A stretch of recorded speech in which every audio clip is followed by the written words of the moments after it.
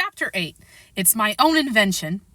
After a while, the noise seemed gradually to die away till all was dead silence, and Alice lifted up her head in some alarm. There was no one to be seen, and her first thought was that she must have been dreaming about the Lion and the Unicorn and those queer Anglo-Saxon messengers. However, there was a great dish still laying at her feet, on which she had tried to cut the plum cake. So I wasn't dreaming after all, she said to herself. Unless we're all part of the same dream. Only I do hope it's my dream and not the Red King's. I don't like belonging to another person's dream. She went on in a rather complaining tone. I have a great mind to go and wake him and see what happens. At this moment her thoughts were interrupted by a loud shouting of, "Ahoy! Ahoy! Check!" And a knight dressed in crimson armor came galloping down upon her, brandishing a great club.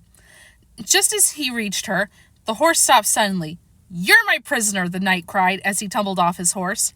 Startled as she was, Alice was more frightened for him than for herself at the moment, and watched him with some anxiety as he mounted again.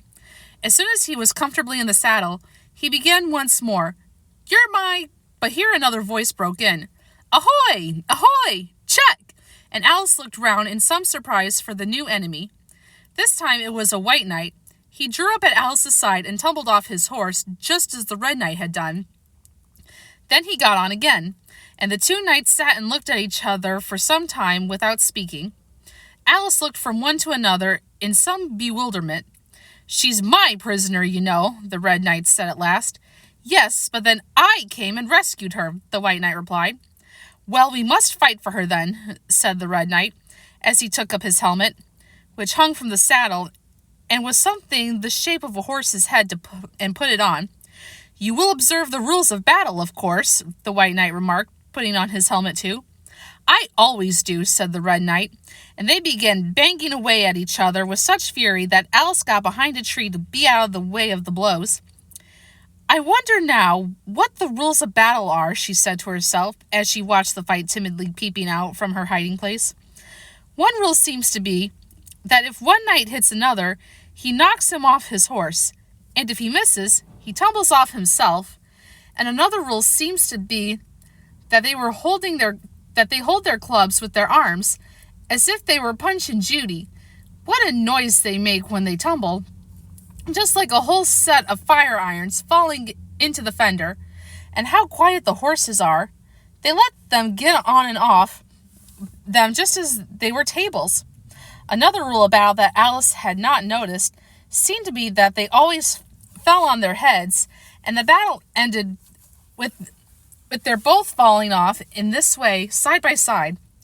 When they got up again, they shook hands, and then the red knight mounted and galloped off. "It was a glorious victory, wasn't it?" said the white knight as he came up panting. "I don't know," Alice said doubtfully. "I don't want to be anybody's prisoner. I want to be a queen." "So you will when you've crossed the next brook," said the white knight. "I'll see you safe at the end of the wood, and then I must go back, you know. That's the end of my move." "Thank you very much," said Alice. "May I help you off with your helmet?" It was evidently more than he could manage by himself. However, she managed to shake him out of it at last. "Now one can breathe more easily," said the knight, putting back his shaggy hair in both hands, and turning his gentle face and large mild eyes to Alice. She thought she had never seen such a strange-looking soldier in all her life. He was dressed in tin armor, which seemed to fit him very badly, and he had a queer-shaped little deal box fastened across his shoulders, upside down and with the lid hanging open. Alice looked at it with great curiosity. "I see you're admiring my little box," the knight said in a friendly tone. "It's my own invention, to keep clothes and sandwiches in. You see, I carry it upside down so that the rain can't get in." But the things can get out," Alice gently remarked. "Do you know the lid's open?" "I didn't know it," the knight said, a shade of vexation passing over his face. "Then all the things must have fallen out, and the box is no use without them." He unfastened it as he spoke, and was just going to throw it into the bushes, when a sudden thought seemed to strike him, and he hung it carefully on a tree. "Can you guess why I did that?" he said to Alice. Alice shook her head. "In hopes some bees may make a nest in it, and then I should get some honey." But you've got a beehive or something like one fastened to the saddle, said Alice. Yes, it's a very good beehive, the knight said in a discontented voice. One of the best kind, but not a single bee has come near it yet. And the other thing is a mouse trap. I suppose the mice keep the bees out, or the bees keep the mice out. I don't know which. I was wondering what the mouse trap was for, said Alice. It isn't very likely there would be any mice on the horse's back. Not very likely, perhaps, said the knight. But if they do come, I don't choose to have them running all about. You see, he went on after a pause, it's as well to be provided for everything. That's the reason the horse has all those anklets around his feet. But what are they for? Alice asked in a tone of great curiosity. To guard against the bites of sharks, the knight replied. It's an invention of my own. And now help me on. I'll go with you to the end of the wood. What's that dish for? It's meant for plum cakes, said Alice. We'd better take it with us, the knight said. It'll come in handy if we find any plum cake. Help me to get it into this bag. It took a long time to manage, though Alice held the bag open very carefully, because the knight was so very awkward in putting in the dish. The first 2 or 3 times that he tried, he fell in himself instead. It's rather a tight fit, you see, he said, as they got in. At last, there's so many candlesticks in the bag.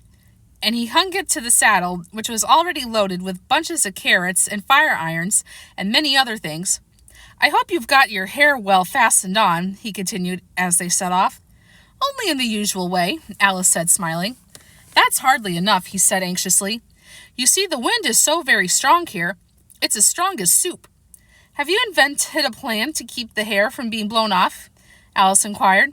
Not yet, said the knight, but I've got a plan for keeping it from falling off. I should like to hear it very much. First, you take an upright stick, said the knight. Then you make your hair creep up it like a fruit tree. Now, the reason hair falls off is because it hangs down. Things never fall upward, you know. It's a plan of my own invention.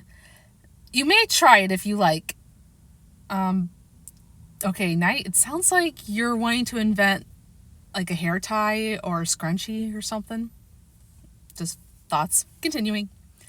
It didn't sound a comfortable plan, Alice thought, and for a few minutes she walked on in silence, puzzling over the idea, and every now and then stopping to help the poor knight, who certainly was not a good rider. Whenever the horse stopped, which it did very often, he fell off in front, and whenever it went on again, which it generally did rather suddenly, he fell off behind. Otherwise, he kept on pretty well, except that he had a habit of now and then falling off sideways, and as he generally did on the side on which Alice was walking, she soon found that it was the best plan not to walk quite close to the horse. I'm afraid you've not had much practice in riding, she ventured to say as she was helping him up from his 5th tumble. The knight looked very much surprised and a little offended at that remark. What makes you say that? He asked as he scrambled back into the saddle, keeping hold of Alice's hair with one hand to save himself from falling over on the other side.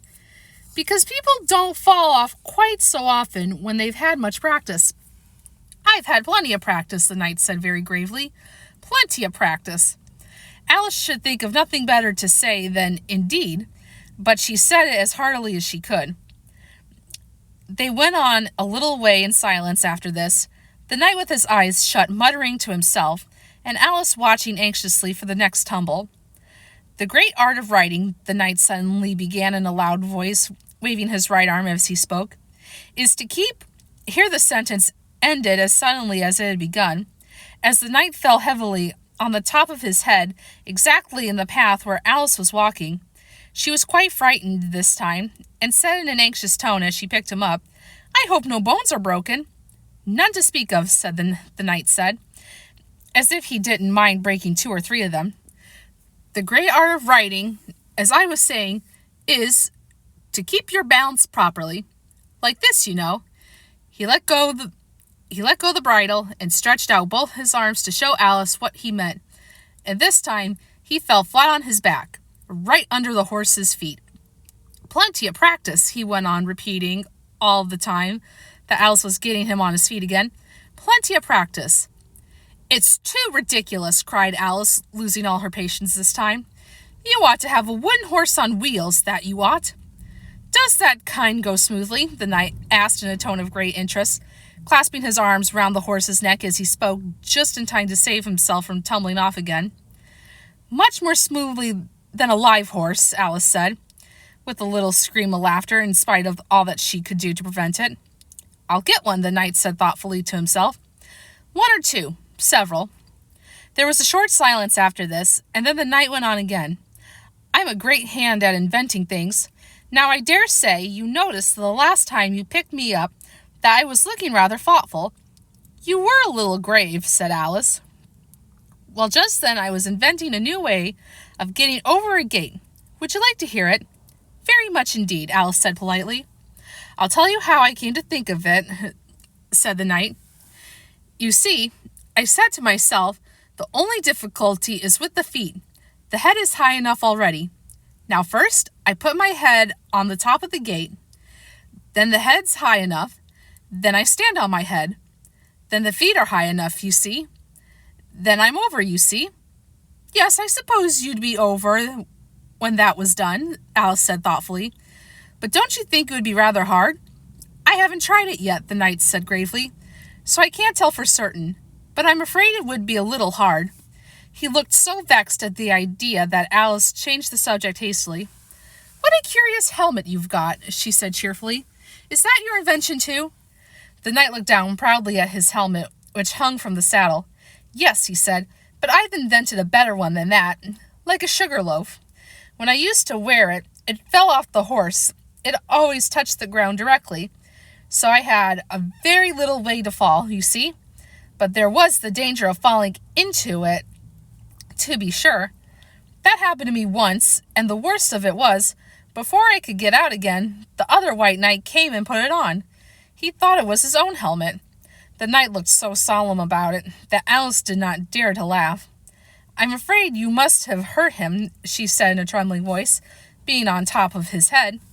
I had to kick him, of course, the knight said very seriously.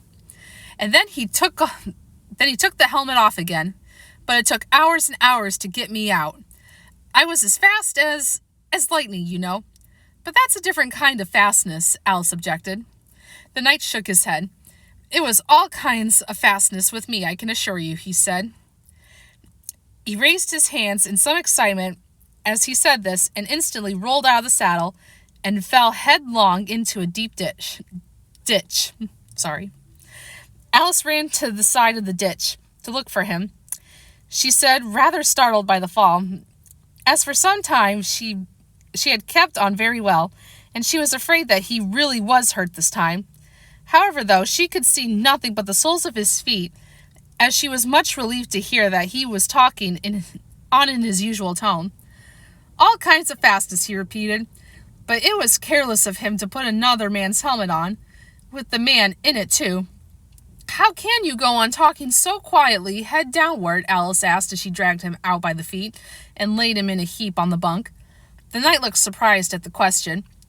What does it matter where my body happens to be, he said. My mind goes on working all the same.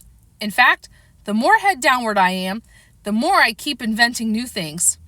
Now the cleverest thing of the sort that I ever did, he went on after a pause, was inventing a new pudding during the meat course. In time we have it cooked for the next course, said Alice. Well, that was quick work, certainly. Well, not the next course, the knight said in a slow, thoughtful tone. No, certainly not the next course. Then it would have to be the next day, I suppose. You wouldn't have 2 pudding courses in one dinner. Well, not the next day, the knight repeated, as before. Not the next day. In fact, he went on holding his head down, and his voice gained lower and lower. I don't believe that pudding was ever cooked. In fact, I don't believe that pudding ever will be cooked. And yet, it was a very clever pudding to invent. What did you mean it had to be made of? Alice asked, hoping to cheer him up, for the poor knight seemed quite low-spirited about it. It began with blotting paper, the knight answered with a groan. That wouldn't be very nice, I'm afraid. Not very nice alone, he interrupted quite eagerly, but you've no idea what a difference it makes mixing it with other things, such as gunpowder and sealing wax. Oh, that does not sound appetizing. And here I must leave you. They had just come to the end of the wood. Alice could only look puzzled. She was thinking of the pudding.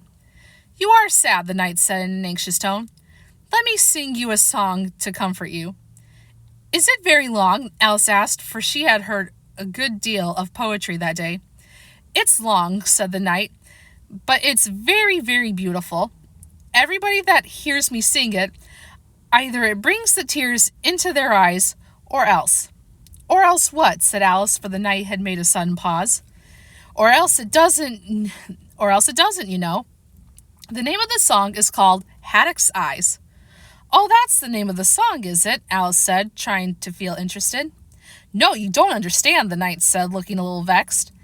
That's what the name is called. The name is really The Aged Man. Then I ought to have said, that's what the song is called, Alice corrected herself. No, you aren't. That's quite another thing. The song is called Ways and Means, but that's only what it's called, you know. Okay, this guy's starting to confuse me. Well, what is the song then? Said Alice, who was by this time completely bewildered. I am too.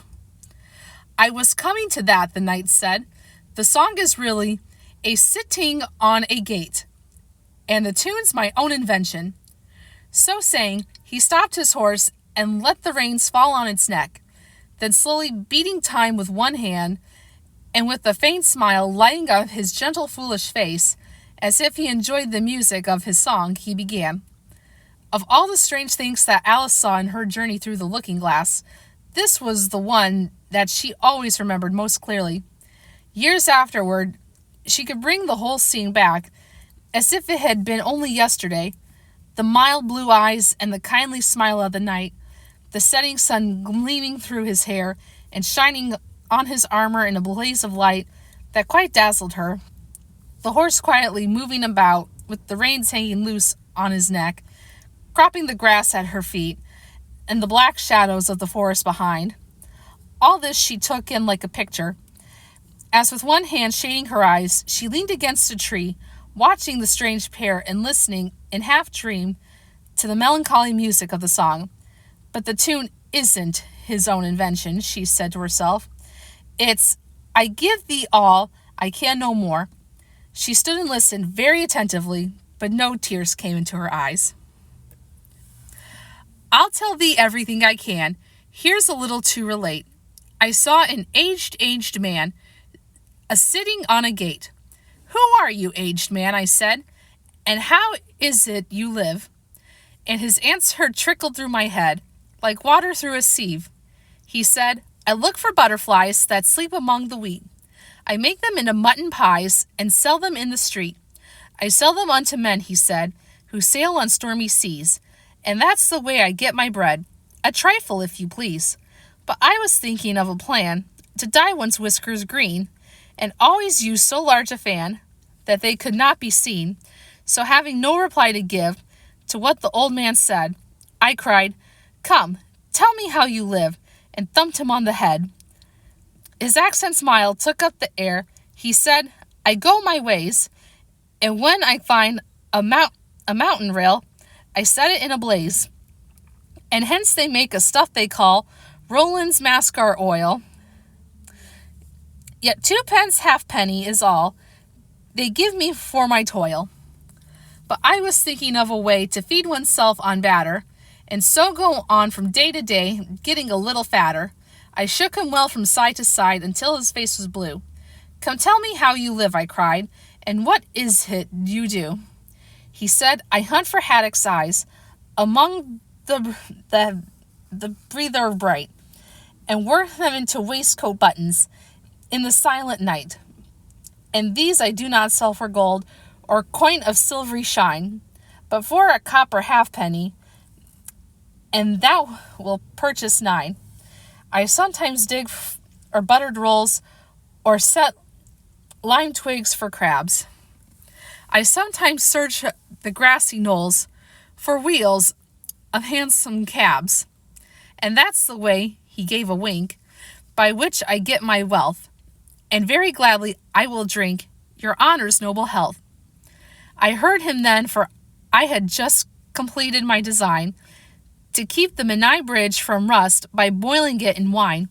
I thanked him much for telling me the way he got his wealth, but chiefly for his wish that he might drink my noble health. And now, if e'er by chance I put my fingers into glue, or madly squeeze a right-hand foot into a left-hand shoe, or if I drop upon my toe a very heavy weight, I weep, for it reminds me so of that old man I used to know, whose look was mild, whose speech was slow, whose hair was whiter than the snow, whose face was very like a crow, with eyes like cinders all aglow, who seemed distracted with his woe, who rocked his body to and fro, and muttered mumbling and low, as if his mouth were full of dough, who snored like a buffalo that summer evening long ago, a-sitting on a gate. After reading that, all his words kind of make sense now. As the knight sang the last words of the ballad, he gathered up the reins and turned his horse's head along the road by which they had come. "You've only a few yards to go," he said, "down the hill and over that little brook, and then you'll be a queen.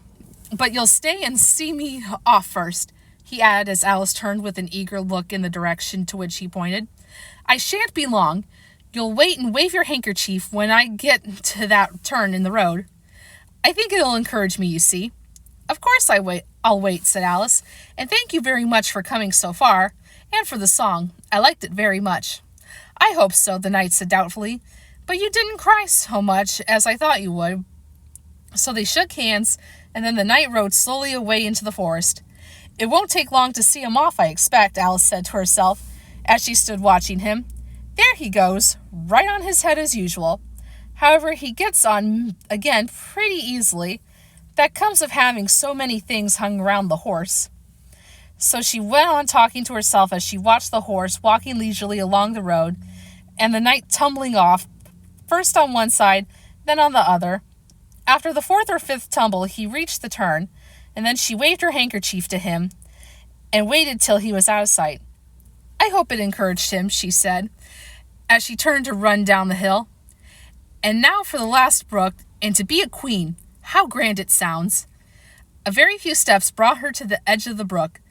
"The 8th square at last," she cried as she bounded across, and threw herself down to rest on a lawn as soft as moss, with little flower beds dotted about in here and there. "Oh, how glad I am to get here! And what is this on my head?" she exclaimed in a tone of dismay, as she put her hands up to something very heavy that fitted tight all round her head. "But how can it have got there without my knowing it?" she said to herself, as she lifted it off and set it on her lap, and to make out what could possibly be, it was a golden crown. Join me for the next chapter.